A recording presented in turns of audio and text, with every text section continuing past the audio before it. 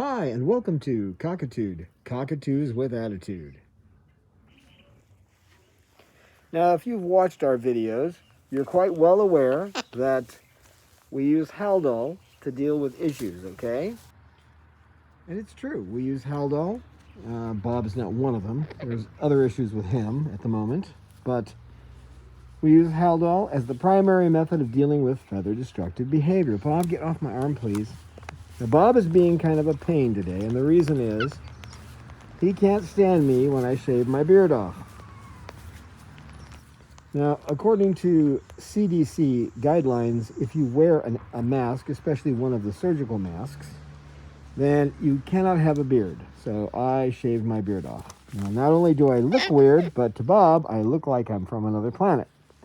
So he will bite the heck out of me if I shave my beard off. I can usually fix that within 3 or 4 days, but it illustrates a point. And the point is that not only do I actually use Haldol, there's the other tools of the trade and applied behavior analysis that I use as well. So I know my voice is going to be a little muffled here because I'm using a mask, but you're probably used to hearing that by now. And I'm not using it to keep from getting COVID at the moment. I'm using it to keep from having a little bloodletting going on from Bob. Because if he sees my shaven face, he will attack me. Okay? So I normally don't talk about this side of it because people think that if you do some of the things I'm going to tell you about, that Cecil, leave the mask alone. Lorelei, you're not going to do it. So stop. If I tell you some of the mitigation methods I use, you might think that those will work by themselves. So I'm going to talk about some of these other methods I use that are kind of like what I'm doing right here with the mask. And the point of the mask at this point is to keep him from seeing my face. Now, I know it's my face without a beard that makes him go a little wild. I'm guessing, and this is not knowledge, this is just a guess, a hypothesis, that if he thinks I'm sick, he's going to try to force me out of the flock. That is normal behavior for a bird. So I have certain mitigation methods I use. One is wearing the mask. The next is trying to keep him in front of me and petting him. When I take him to his back and forth from his night cage to his day cage and vice versa, I give him some peanut butter on a craft stick. Leave her alone. Leave her alone. Stop it. No, you back off. No, you're not. No. Okay, off my lap. No. Babaloo. Pip. No, Pippa. No, Pip. Go on, Pip. No. Stay. You're not coming down here. Back off. Back off. Yeah, find your friend. So with him, one of the mitigation things is using the craft stick with some peanut butter, giving him a mask on my face out here, even though that's inconvenient to sit outside for 3 hours with a mask on. It's not his fault he's reacting this way, and he deserves to be out, so, it makes, the mask is a target for Lorelei. She'll come after the mask, too, so it keeps me pretty busy, and I've got Sugar crying over my shoulder as she wants to be petted. So while she was on a high dose, what I did was try to find things that would get her attention away from plucking. So I found certain foods, like she loves blueberries and raspberries. So she gets an extra bowl of those to keep her attention. She likes peanut butter. She got a lot of peanut butter in the beginning. And if you can remember from the earlier videos, she had peanut butter colored feathers. She kept bathing in the peanut butter. But, over time, the medicine becomes less aggressive to the personality. And since it becomes less aggressive, some of these other effects help to make it so that you can lower the dose. Okay? So, extra peanut butter, extra food. She likes the mash. She likes the muffins that I make, which have pellets in them. So, yes, Sugar, I hear you, but I'm not going to do it. So, she's already had her beak petting for this point of the day. So, toys. Now, with her, I tried lots of different toys, but when she was first on the Haldol, stop it, Pippa! You can't come up this far. Not while Bob is on my lap. I don't want to fight, so I have to keep them separated. I didn't bring any Band-Aids out with me, so. Now, here, even though a fight might be an issue, okay, obviously I don't want them to fight, she is directing Bob's attention towards her rather than me and the mask and what's under it, which is my old ugly face. So, now she likes a lot of foot toys. What I did is I gave her a wide variety of foot toys, about 12 different types, and the ones that she liked were the ones I populated her cage with one or two of the others to see if maybe she would develop a like for those as well. So, giving her the kind of food that interests her, so when she started to get nervous, she would go to the food. Giving her toys to play with to get her attention. That was all good. But one of the other issues was that when she was first on the drug, she tended to get herself caught up in her toys. Now, these guys, their physiology is quite different than ours, and it's really hard to strangle one of these guys, which is fortunate because she kept wrapping her head around the toys. So for a while, I could not put any of the hanging toys I normally put in the cage, except for the Wesco bird kebabs, because she couldn't hang herself on that. But now I know what times of day she tends to get frustrated, and those are the times that I make sure I add a few extra toys. I talk to her, see if she needs to come out for a while. She will sit with me while I'm doing things like working on the computer, or if I'm in the kitchen every morning, she's in there with me. Now, the kitchen thing, taking her out in the morning, is another important fact. In her life, she needs to have that extra attention. So she comes out, hangs out in the kitchen, eats blueberries, starts eating the mash.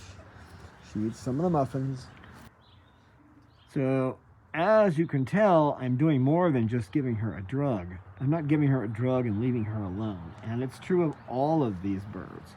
Everyone has special needs and special ways to approach them. And that's the point of applied behavior analysis. That's why you really need to study this discipline. You should take Animal Training 101 and learn it, and then get the Manual of Parrot Behavior so you understand how these species function. And once more, if you've been driving a car for 40 years, that doesn't make you an auto mechanic. And I've got one more little insight for you. Let's say you take a trip down to Australia, okay? And you go to the outback, and you deal with some of the Aborigines out there. Now, you find an Aborigine that's never seen a car, okay? You park the car somewhere far away where you can walk to it in an hour or so, and you walk that Aborigine out there. Now, you've left the keys. I hear you, Sugar. I hear you. But you walk the Aborigine out to the car and say, you can use this to get to the next town over. It usually takes you a two-day walk, right, to get over here. Well, you can use this and see what they do with it. Now, even if they did figure out how to operate it, highly unlikely, and behavior is much more complicated than a car.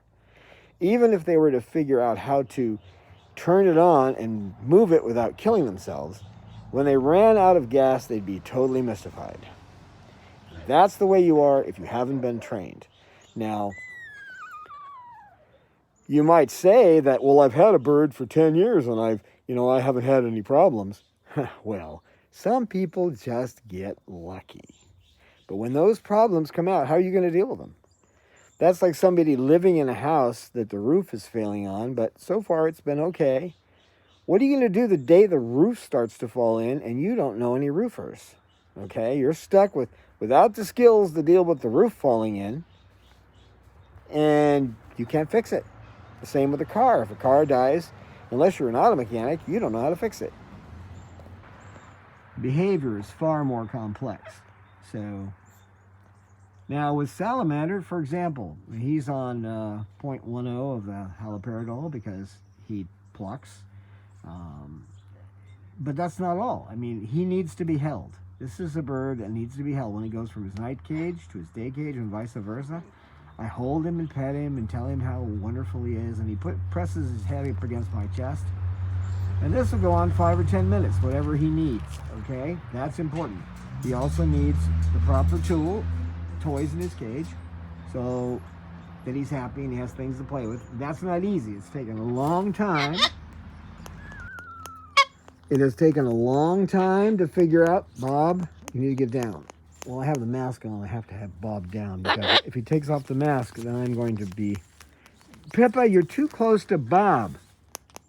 Pippa, move. No, Pippa, move. Move. Just move down farther down here. Come on. I'm not trying to get rid of you. Just move down there. Bob, right there. Okay, you stay. The problem with Pippa, she doesn't know. She does, she's had lead poisoning, so she really doesn't know. Bob is better at understanding what I want him to do. So there's mitigation factors like that with all of the birds. You don't just give them Haldol. You find out things to enrich their environment, okay, make their environment more conducive to not plucking, dragging their attention away from it. It has as much weight, or at least as much weight, as getting that endorphin shot when, it's their own natural heroin, right? Their body releases a drug that's very similar to heroin. The pain helps to release that. So you got to find a way to fill that, and that will make it so they don't need quite as much of the drug, and then they can start behaving normally again. Now, they may have some experience on the drug. They may act pretty wild and crazy for a while. They might do things like stereotypic behavior, like banging their head back and forth, or strobing their beak on the bars, or doing weird things like she did, trying to hang herself in her cage. I had to take the hanging toys out for a while. But she's fine with them now. You can mitigate it by doing that. Now, some of the stuff that you hear on the market, like sprays that you can spray on the bird to keep them from plucking, birds won't, and here's the fact about that, okay? Birds won't pluck if they're wet, but they're not going to stay wet that long, okay? So it doesn't matter what's in the bottle. I mean, as long as it's not going to hurt them. It doesn't matter what they put in that bottle. The only thing that's really keeping them from plucking is being wet. So I urge you to learn applied behavior analysis. You can do that in a few months, and then you can have wonderful experiences with these birds and keep all your limbs intact. Right, Bob? Yeah, Bob.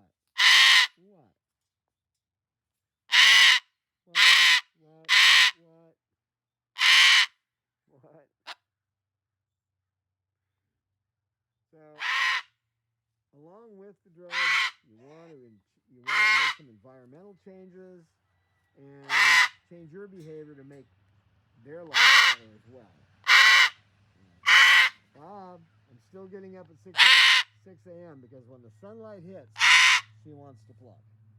So, thanks for watching, and consider becoming a patron at patreon.com and helping us out and helping Bob out. Right, Bob?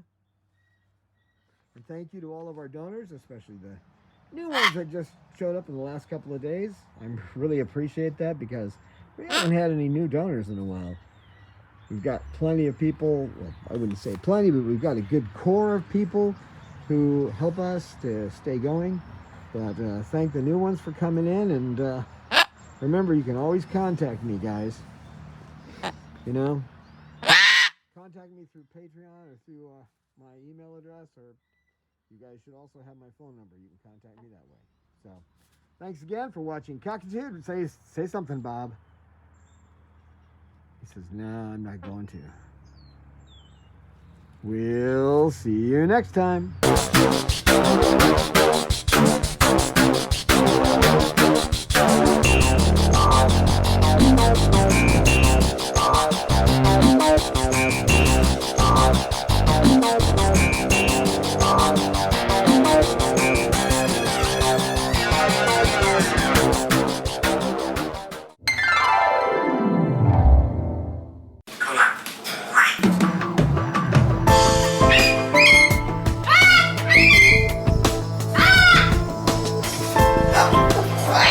science knowledge only adds to the excitement, the mystery, and the awe of a flower.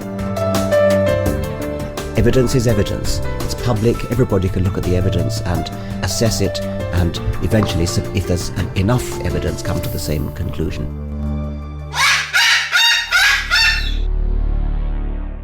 The Chloe Sanctuary for Parrots and Cockatoos, a nonprofit charity dedicated to the empowerment of captive parrots and public awareness.